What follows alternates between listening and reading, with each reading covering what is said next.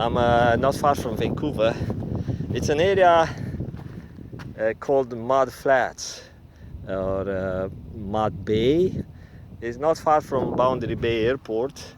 It's actually Boundary Bay. It's a large area. Probably 20 kilometers from Ladner. There is Point Roberts, which is a small piece of United States in Canada. So those guys are in the United States, but in order to get out, they have to get to Canada and go around to go in the United States unless they take a boat. So that's kind of a weird way of drawing the border line. And also Mount Baker, which is also in the United States, in Washington State, and White Rock, that's a little bit of land, and Blaine behind. So right there it's Washington State, and here is Canada.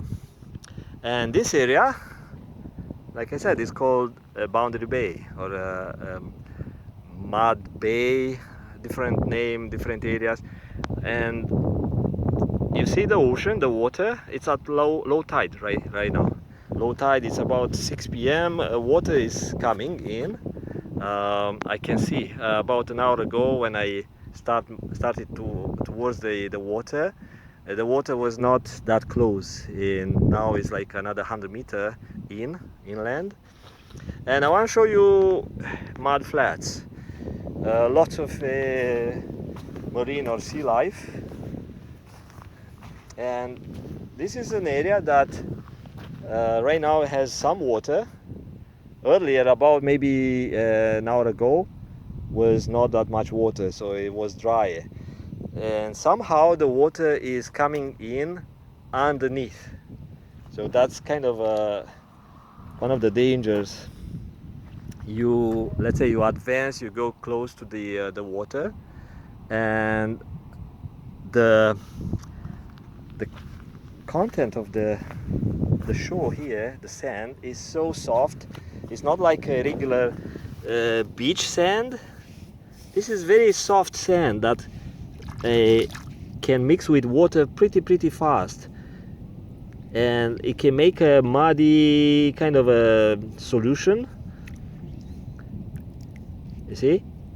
And what happens, this one is like a liquefied soil, and this one can move around and can move underneath. So what happens, if you see how it moves? So this is liquefied soil. So my hand keeps going. Why? Because I put pressure in a small area, and if I look at my shoe, I keep going deeper. So this is liquefied soil. Oh yes, so I have to move because I go deeper. So imagine an average Canadian, which could be 90 kilos according to the standards in aviation. It's about 210 pounds or something like that. So let's say 100 kilos. But myself, I would say 90 kilos, an average Canadian male. I'm only 80 kilos. So it makes some difference. So see the water? My weight does push a layer of water underneath. So underneath that sandy mix or liquefied soil or liquefied sand, I don't know how you call that, is going to migrate. So it's moving outwards. So makes the soil underneath softer, and I'm going deeper. So the water is getting outside. So if I look, you see the water is coming out. See? So what happens if I mess around with the water next to the moving shore, close to the water? Lots of water from the ocean is going to migrate and saturate the the soil, the ground here, and now I have very soft material all around me, and I go faster in the water, I mean in the sand, and the water is moving, and I get panicked, and I see, let's say I'm up to here, to my ankles, into this type of mud, and I panic, and I see it's getting dark or something happens. I keep going. You see, if I see it goes pretty fast, but I don't want to get stuck in here, and I'll give you the reason why. So when you move, what happens when you move? You actually shift your body weight from one leg to another.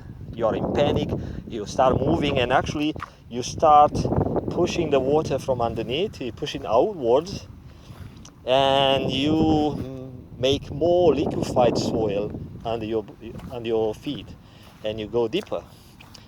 And now let's say you're up to your knees and you're in panic, and let's say if you have access to cell phone signal or to a cell phone, you call emergency services, and they will mobilize the forces. But what happens, these guys are union, and they've seen all sorts of stupid adventures and stupid action people do, and they're not going to risk their lives to save someone who got in trouble knowing what the person is doing. And not because they don't have good intentions, but they have to preserve their resources to save more lives. So a job like that, it's a job saving lives.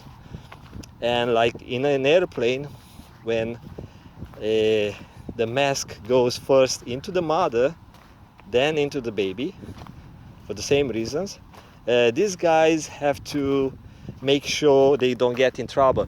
I've been in Romania about 2 months ago, and I heard two stories.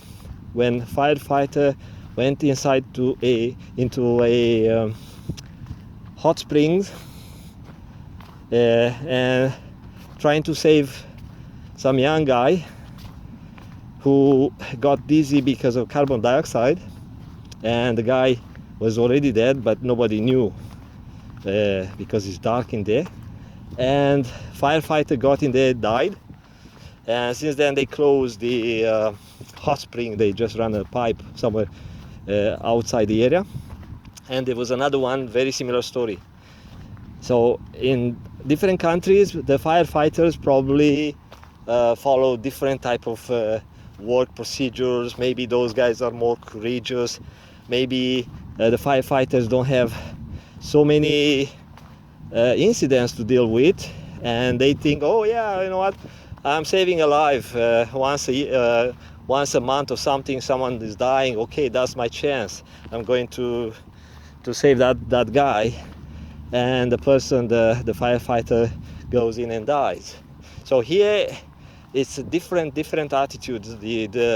The employees, the like cops, the firefighter, the paramedics, they go by procedures, and when they get here and they assess the area, they know you need special equipment in order to send a couple of professionals like paramedics and firefighters to rescue a person who is up to his waist or up to his knees into the mud. So they don't just go like that. They have to assess it. They have to make lots of phone calls to assess the tide, how long they take. So all this preparation takes some time, and sometimes when the person is that close to the water, it's too late. The water is coming in, and they have to bring helicopter and all that. There is one similar area in Port Moody, not far from where I live, and the firefighters have this type of info sessions telling people, don't go on the mud flats because we had people drowning. We have hard time to go there and rescue the person. So, but people still do, because You can't put signs everywhere. There are signs in different places about the dangers, but they don't have resources to post signs everywhere about these dangers. So some newcomers going in area don't read the signs, or there is no sign, and yeah, they get stuck, and they have to call 911. So that's about how important it is to avoid these type of areas. So I've been there because I know what I'm doing. I used to be in the military as a firefighter, and it's different mindset, and I assess my risks with different type of thinking. But I'm just posting this one for those who heard of the mud flats but never got close to them, and so yeah, it's kind of a learning experience. You take care. Bye bye. Be safe.